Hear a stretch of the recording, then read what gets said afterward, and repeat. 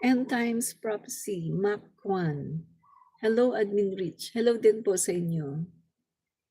Salamat po sa pag-drop by.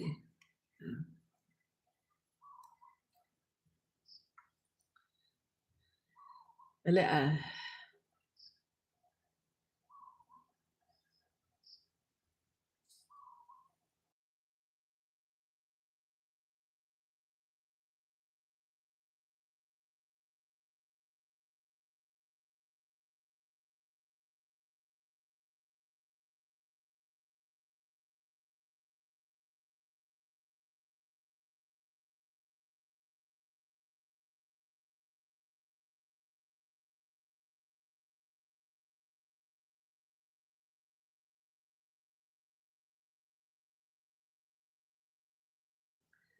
Mag-ano po muna tayo, share. Share po muna natin sa ating newsfeed. Share ko lang sa newsfeed ko ha. Yan, tapos share ko lang din po sa aking group. Share sa group. Saglit po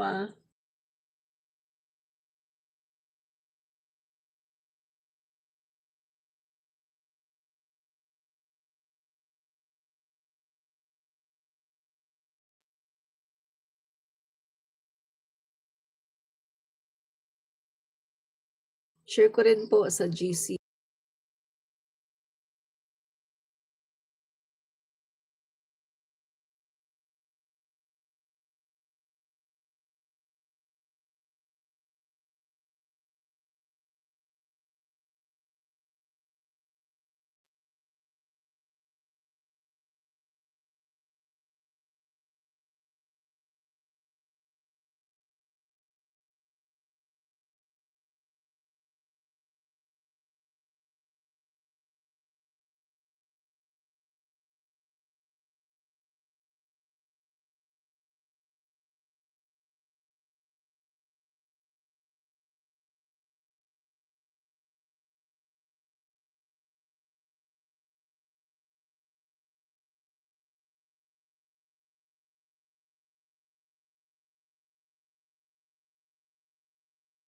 Yan, na-share na po natin sa GC at ngayon po ay start na po tayo sa ating live. Yan. Okay. Start na po tayo sa live natin. Okay. Dali ano ko lang ito. Tanggalin ko lang ito. Isa.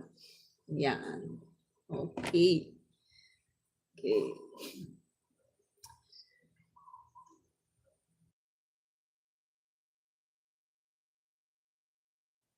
Yan. End Times Prophecy. Okay na. Yes po. Salamat po pag-share, no? Okay. Sabi naman ni Spike 007, Duterte is the what? Sabi niya, Sabi niya, the best daw si Duterte. Saan po the best si Duterte? Sa Tsugihan? The best sa Tsugihan si Duterte? Nag-iwan ng 30,000 na mga namatay? Walang hustisya? Saan po the best si Duterte? Sa pagiging corrupt? Na siya po ang nanalo sa the most corrupt person of the year 2017. Saan po the best si Duterte?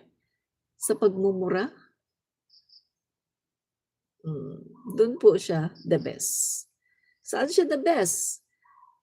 Nung bago siya umalis, pinagyabang ng kanyang mga cabinet members ang 30,430 flood control projects. Pero nasaan yun? Ghost. Guni-guni. Guni-guni ang flood control projects ni Duterte. Diba? Samantala ngayon, si PBBM, nakita mo, si PBBM, hindi siya pumapayag na lulukuhin ang taong bayan. Kaya ang ginawa ni PBBM ngayon, pinapaimbestigahan niya at ginawa niyang transparent. Yan ang presidente na tapat sa bayan, the best na presidente. Hindi ka pumapayag na niloloko ang taong bayan dahil alam mo na ito ay taxes ng taong bayan. Samantalang sa panahon ni Duterte, ang ginawa niya ay pinagtakpan ang lahat ng mga corrupt na officials ay kanyang pinagtakpan. Pero ngayon sa panahon ni PBBM, hinahabol at iniimbestigahan ang mga korupsyon. Yan ang Pangulo na merong tunay na pagmamahal sa bayan. The best president after President Marcos Sr. Diba? The best. Yan talaga yun, no? So mga kaibigan, tuloy na po tayo sa ating topic, no? Ang topic po natin ngayon ay Cheese Escudero's top campaign donor. Sandali. Bigla lang no? Cheese Escudero's top campaign donor bags 5.16 billion in flood control projects. OMG! Ano ito? No? So, how true is this, mga kaibigan, no? Kaya ba ngayon si Cheese Escudero ay panay ang preskon at tila ang kanyang puwet ay umiikot sa pagpipreskon at sa pagdidepensa sa kanyang sarili? Oo. Diba, nung mga nakakaraang buwan ay tahimik si Cheese Escudero habang ang mga tao, ang mga DDS ay binabatikos ang Kongreso at si Speaker Martin Romualdez dahil sa GAA. Yun naman pala, it's cheese Escudero. Pero ngayon na lumabas na, mga kaibigan, no, itong mga sinasabi, no, ng mga media na si Cheese Escudero ang may pakana ng mga insertions. Ngayon na ganyan ang lumalabas, ay tila naman walang imik ang mga DDS. At never mong makita at madinig kahit isang DDS na bumatikos kay Cheese Escudero. Dahil ba? Dahil ba sa pinaburan si Sara Duterte? Kaya tahimik ngayon ang mga DDS. End Times Prophecy, Mach 1. Mga DDS trolls funded by China. Don't forget to like. Correct ka dyan, no? Tama ka talaga dyan. DDS trolls are funded by China. Ganyan po sila kaanay na ang sarili nilang bansang Pilipinas ay kanilang tinatraidor para lang sa pera. Ganyan po sila kaanay. Mga anay po yan, di ba? So, tuloy na po tayo mga kababayan, no? Tuloy na tayo. Yan. So, ito, sa politika, no, mga kaibigan, hindi lang baha ang dapat bantayan. Pati yung dumadaloy na bilyones mula sa gobyerno papunta sa bulsa ng malalapit sa mga makapangyarihan. Sa kaso ni Senate President Cheese Escudero, parang high tide ang dating ng mga kontrata sa kaibigan at campaign donor. At campaign donor niya mga kaibigan at habang may mga leader na bukas sa pagsusuri at transparency ng budget, katulad na lang ni Speaker Martin Romualdez na pumabor at talagang nagsabi na kailangan malaman ng taong bayan, kailangan buksan natin itong budget deliberation. Kailangan andito merong mga representante ang mga taong bayan. Kailangan nandito sila. May media.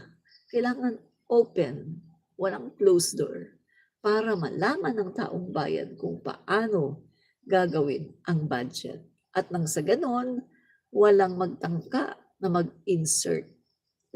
Siyempre, kapag open nga naman ang mga budget deliberation at makikita ng taong bayan, aba, siguro naman, mahihiya naman yung mga makakapal ang mga mukha dyan na mag-insert dahil kitang-kita ng taong bayan. 'Di ba? Yun yun. So, eto mga kaibigan, no? Nakakatuwa at meron tayong leader ngayon sa Kongreso na talaga namang, mga kaibigan, no? Na talaga namang pumapabor sa transparency. No? So, maganda po ito, no, mga kaibigan, dahil ito po ay papabor sa taong bayan at tayo po dito ang makikinabang. Siyempre, kapag nagastos ng maayos ang budget, ay malaking pakinabang po yan sa taong bayan. Dahil bukod sa wala nang maiiwasan yung mga pagbaha na katulad ng mga nangyari, no? Ay nagastos ng maayos yung mga budget at hindi ganun kalaki. Kasi kaya naman pala lumalaki yung mga gastos sa mga flood control projects ay dahil meron naman palang 20% na napupunta sa mga kontraktor. Yan ang ipinakita ng ating Pangulo sa kanyang press conference na nadiskubre ng ating Pangulo na wow, merong 20% na napupunta sa mga kontraktor. OMG, napakalaki nun, 20% na yun.